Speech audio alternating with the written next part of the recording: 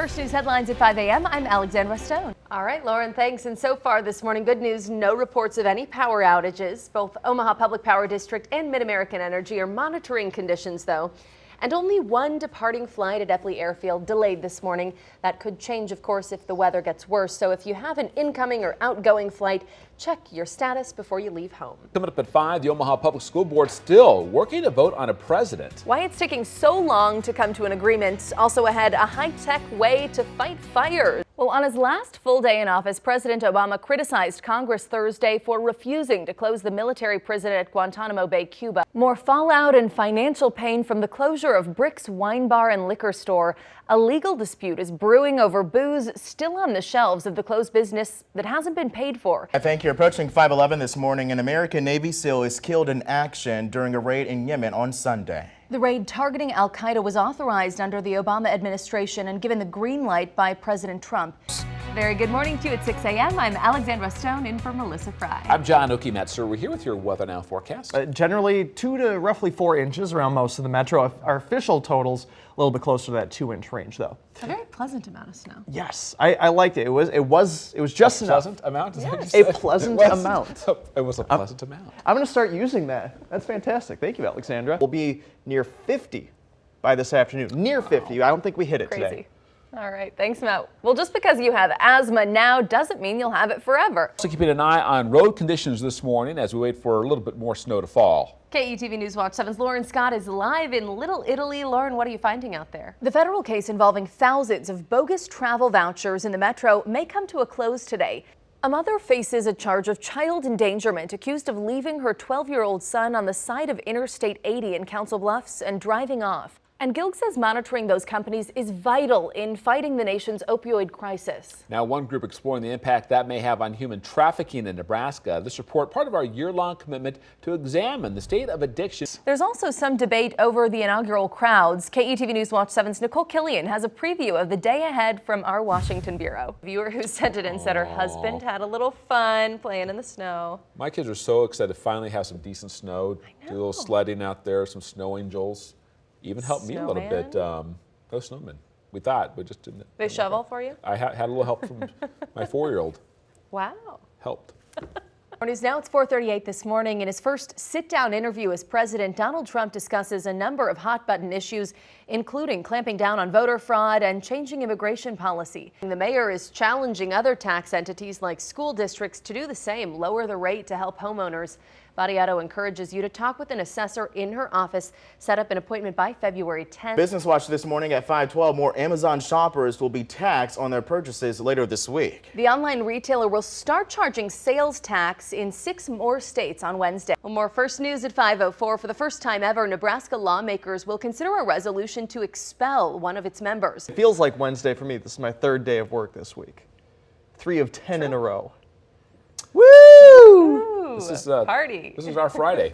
It's true. Woo! What? Yeah. You're leaving me tomorrow, both Yeah, of you? You're doing everything. You can't. You want to tell you? News, weather. You can't leave me. All right, Julie, Rob, we are here at 11th and Howard tonight, where you can see behind me a group of Trump protesters has gathered tonight. Now, we do know 2 people have been arrested this evening. All right, guys, we are live out here in downtown Omaha. Circling back to 11th and Howard, I'm going to give you a look here. The protesters were at 11th and Howard earlier at the top of our show. They've now started walking around the downtown area, and we've been following along with them. It's been mostly peaceful, although, as we told you earlier in the newscast, we know 2 people were arrested back near 11th and Howard, and police were using pepper balls to try and disperse those crowds. Again, they're walking around now in Omaha's Old Market area, and we will, of course, continue to keep you updated on this developing situation at KETV.com and on our mobile app. Reporting live, Alexandra Stone, KETV News Watch 7. Back to you. On the day after the election, we wanted to know how folks were feeling. So we hit the streets. I'm cautiously optimistic. I wasn't feeling the dread I was 8 years ago. I feel a lot better than I did 8 years ago. Some expressed relief. I would say that if I woke up and Hillary had been elected, I probably would have felt worse. Others pure excitement. I'm looking forward to the new Trump administration. I think it's going to be great for America. Very happy with him. You know, he's going to do a good job. I was excited. It's definitely a big change. I feel good. I think the world's back in, capable hands. Though some were simply disheartened. Stunning. Yeah, just not something I was expecting. Frankly disgusted. I feel like I'm on the wrong planet. Like every candidate, every issue, everything I supported lost. Why would we vote Trump in? Well, we'll just have to see how it goes, man. I voted my conscience, and I'm happy with that. It was shocking and surprising, but just got to move on. It's done. I'm upset. Very upset. A few folks aren't taking sides. Rather, they're hoping now for unity. I wasn't too happy about it, but got to give the guy a chance. And some calm after the election storm. After the election, I'm feeling exhausted. It's basically where we're at. And hopeful that everybody will play nice. Cupcake Omaha at 50th and Dodge serves up sweet treats Thursday, but some upcoming lane closures on Dodge Street seem a little sour. I just hope it doesn't cause too much congestion and accidents and things, especially in the winter too. A collapsed manhole and issues with pipes 30 feet underground will require repairs. Part of 52nd Street at Dodge is already closed as MUD works in the area. Now that the pipe has collapsed, water will find its way through sooner or later. So if we were to say, well, that's really bad, I guess we'll get to it in a couple years, then we could have a situation where it undermines the pavement and we could have some panels that collapse, causing what everybody normally refers to as a sinkhole. Those lane closures will start here at 49th Street.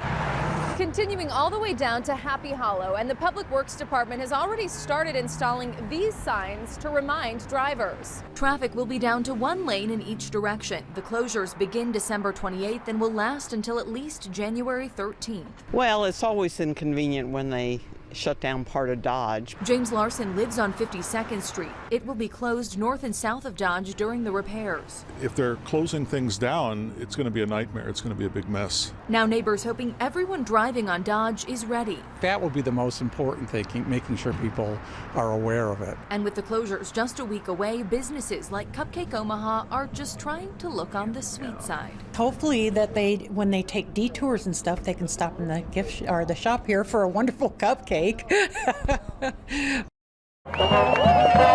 Hopping off the Husker bus to crowds of cheering fans.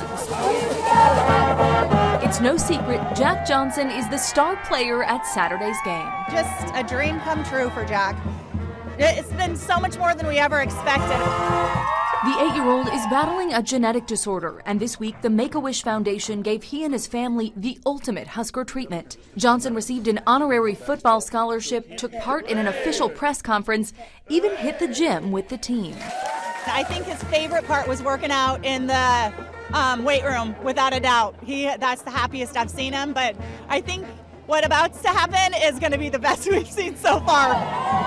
After the arrival full of fanfare, Johnson led his team to the locker room.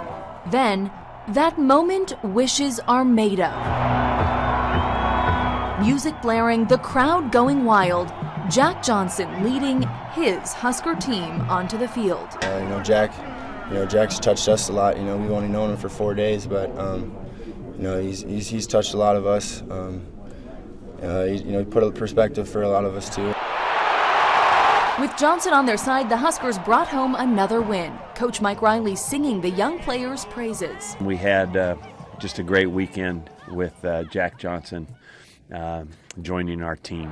For the team, it's what gives Husker Nation so much heart. It's just Nebraska. That's just the type of things that, the reason why people come here. Just special moments like that. Special moments that make a football team feel like family. Just like we're family. We're all family now. Tucked away at 22nd and Woolworth, the Quartermaster Depot is a hidden gem of Omaha history. It's 7 acres. It's all gated just south of downtown Omaha. The sprawling campus home to 9 red brick buildings draped under century-old trees. It was an Army supply depot. Built in 1880, the depot stored military supplies for decades till the government stopped using it in 2010. Developer Monty Freilich saw the property up for auction in 2014 and bought it. I thought, okay, I really want to be part of the next chapter in the story of this property. From Army supply storage To an artist's workshop, the first phase in Freilich's restoration, converting some buildings into space for business. We came down here and I kind of fell in love. For Todd McAllister of Long Grain Furniture, it was the perfect place to set up shop as he returned to Omaha after years in Brooklyn, New York.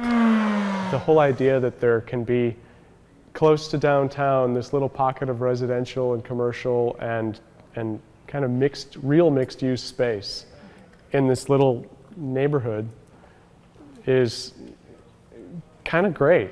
That residential piece, the next phase here. Work is underway on apartments, retail space, and converting a full-service kitchen into a restaurant or brewery. Uncovering a piece of Omaha's past with hopes for a bright future. This is kind of like our art. It fits a lot of what we're passionate about, and that is just breathing new life into old buildings. In Omaha, Alexandra Stone, KETV Newswatch 7.